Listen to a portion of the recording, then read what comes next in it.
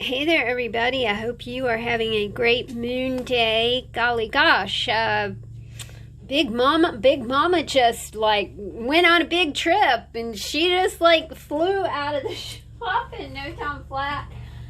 Thank you so much to the purchaser, and you know who you are, of Big Mama. I am so happy that y'all like this concept because I am in that kind of bigger sort of mood, and I don't know what that is. Might be retrograde, might be a reaction to winter. I'm just not sure. I'm feeling like I need to pad things, okay? So maybe that is where all this is coming from. Of course, we've made journals that are this big before, but we have not made journals like this in quite some time. And, you know, if the trend starts moving toward doing journals like this, then we certainly will do that, as well as our fun little 4x6s, because let's face it, you know, something super big is super cool, but something super small is super cool too. It's always fun to put these books together for you guys and to see them going out of the shop, and I just really appreciate it, y'all. I don't think you'll ever know how much I really appreciate your support. This book is created from, and you can see she's 4 inches thick and she is pulling on her string. So what I'm going to probably do is cut you guys another string here just in case she pops, which she might. You just never know. This is a Reader's Digest condensed book from 1984. I think it's really a beautiful color. It's purple. It is the Reader's Digest condensed book, Volume 1, 1984. What really interests me about this book as well, I mean, in addition to just the really pretty purple color of it, is the names of the books that it formerly contained. Of course, it's not going to contain these things because the book has been gutted. But the names of the books were The Children's Game, Beyond All Frontiers, The Incredible Journey, From This Day Forward. These three all point to forward motion, Beyond Frontiers, The Incredible Journey, From This Day Forward. And so I thought, oh, you know, all that just, man, that's like just this whole list of journal prompts right here. You know, in Children's Game, when you were a child, did you create games about travel and going places and flying? When I was little, I was super convinced that I could fly so much that I would, when it get windy outside, I would make these cardboard wings and try and fly down hills. Now, I'm a small person, so I guess, you know, I thought that my stature meant that, you know, that I could float on the breeze or something, which wasn't the case, but, you know, it's a very fond memory. This book is bound with jute, and it looks like this. So it is not the embroidery floss binding that I usually use, but it's kind of, I like it. It really, because this book is a book, you know, not created out of a piece of packaging, it really did just kind of fit the book. Plus it was purple, and I really did like the purple. So let me show you inside this big baby. Let's press her down so we can just even get her open. I reinforced the spine with a piece of packaging right here. So you'll see evidence of that right there, which to me says, hey, this is a this was a used book, you know, a used book that did not go in the trash, that somebody loved and used and is now getting a new lease on life. Of course, I did go with that purple theme, you guys. There's a ton of purple up here in the hairy paper clips as well. So you will see evidence of purple throughout the book. I got this cool pad of paper at Michael's last weekend, and I just love it. It was like some of that 70% off paper, and it was just so pretty. So I was delighted to have so much purple to work with. We've got a purple metallic brad right here. This is a big hunk of pattern paper. You know, pattern paper is like tissue paper, right?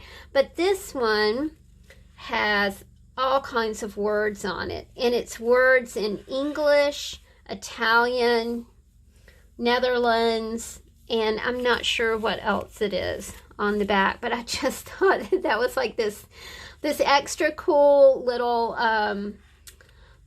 item for this book. I just really did like that. We've got, I'm not going to unload the pockets. We've got all kinds of things for you guys to play with. We've got chippies. We've got a bit of a Tim Holtz die cut out thing right here. This is a mini book. I am starting to incorporate mini books back into these big, large style journals. This is an article from Reader's Digest, 1973, about quilts. Again, this is going to feature some quilt, some items from the, I think that book was written in 1948, American Quilt. I'll have to check on it downstairs and see the exact name of it. I love this because this is from Sarah's auntie. And Sarah's auntie passed away. I was invited to go over and glean her beautiful ephemera. So this is from Sarah's auntie. I'm going to see if it has it's from New York. It just has, it does not have a date on it. This is from the quilt book.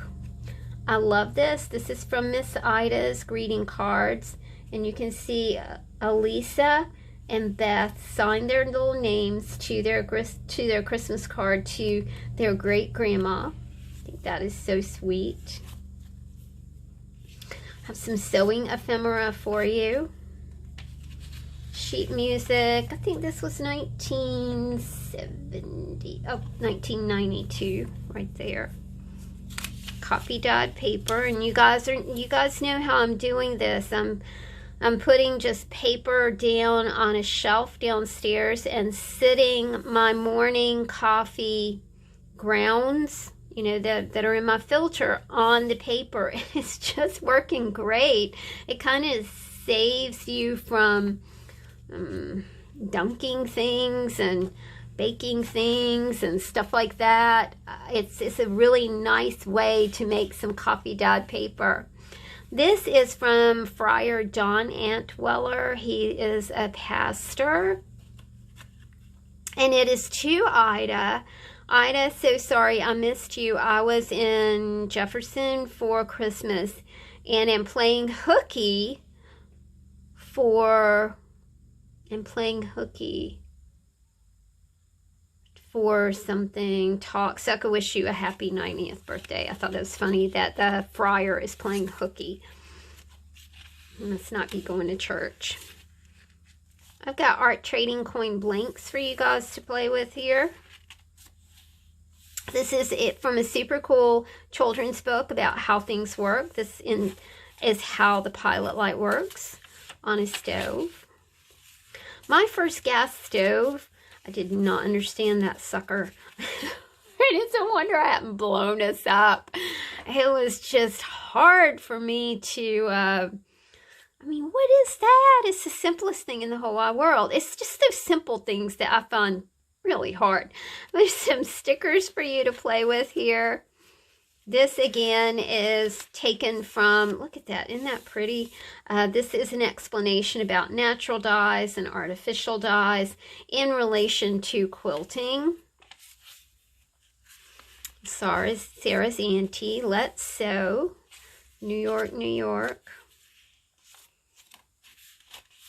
Any pocket full of just pretty things to play with. I've got Miss R sent us some beautiful copy dyed paper. We've got chippies, art trading card blanks, art trading coin blanks, a little notepad for you, and more pattern paper, pattern ephemera right here. Now remember that in these pockets, if I can dig back here, are recipes from a very, very old recipe book. I don't know if there's one in here that says Grandma's Bread or Mother's Bread. It's really cool.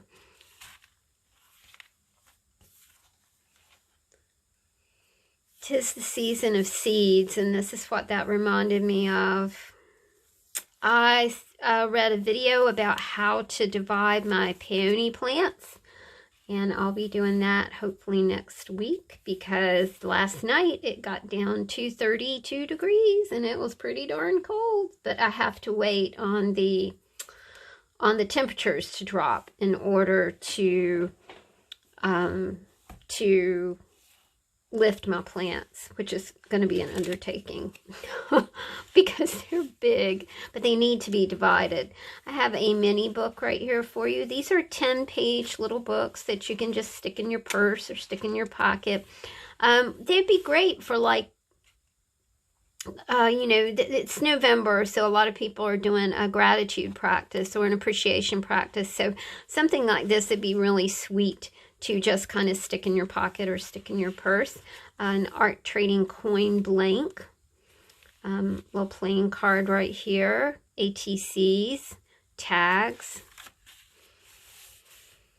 This is a piece of vinyl, and you can use this to make yourself a traveler's notebook. It's like the perfect weight, you guys. It's really nice.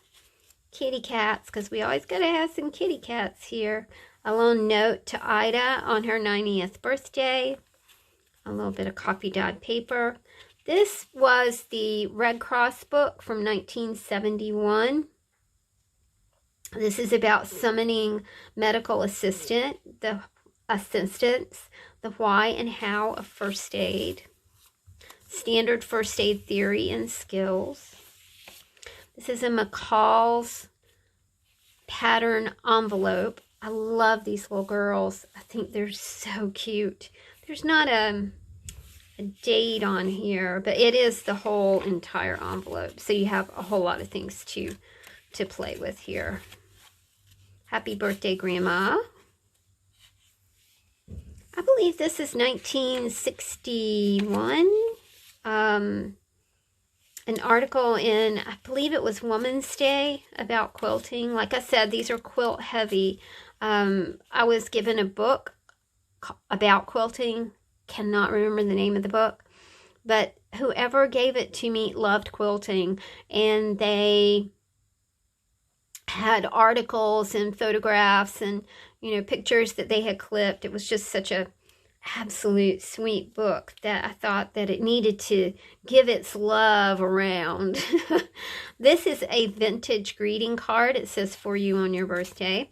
Has a little bit of Emily Bronte. "The bluebell is the sweetest flower that waves in summer air. Its blossoms have the mightiest power to soothe my spirit's care." Isn't that beautiful?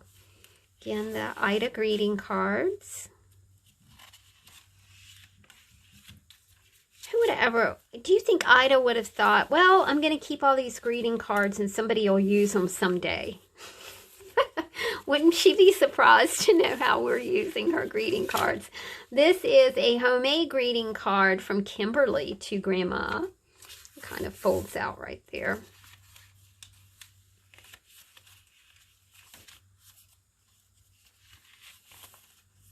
This reminds me of, like, do you remember Gunny Sacks? The designer Gunny Sacks. I wore a Gunny Sacks wedding dress in 1977. It's one of the prettiest things I've ever owned, and I still remember walking in the store and buying it. And I think it was a whole like $50. It was super expensive for a wedding dress. Isn't that funny to remember that? We've got chippy bits in here for you. Paper. This might be the one. Nope, this is nut bread back here.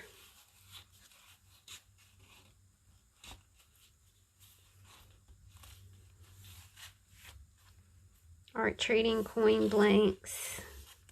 More papers in here.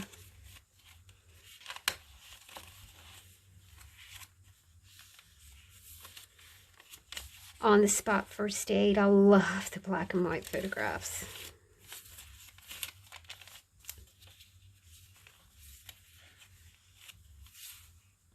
From the rising of the sun. Sheet music for you to play with. Have you guys seen the clear Christmas balls that people stuff with shredded vintage sheet music? I saw that on Pinterest. They're very, very pretty.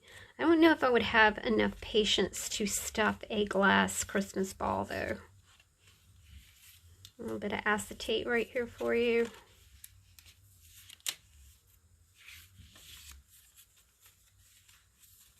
More from the quilt book. Miss R sent these really awesome, cool coffee dyed paper bags. What's inside a drain. I've got a little bit of fabric for you. Super vintage playing card. It shows evidence of being played a lot. I've got some art trading cards in here for you. And some tags as well.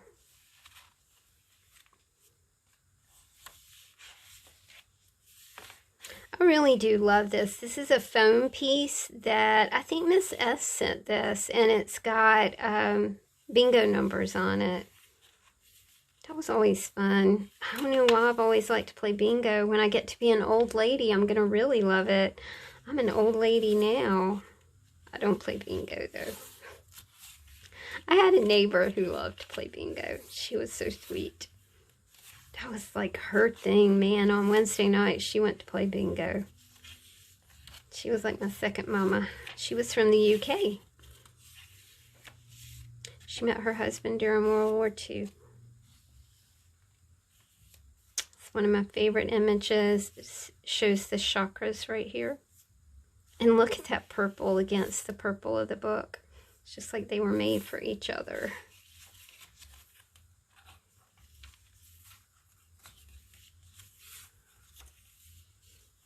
Love these cardinals. Cardinals in the snow.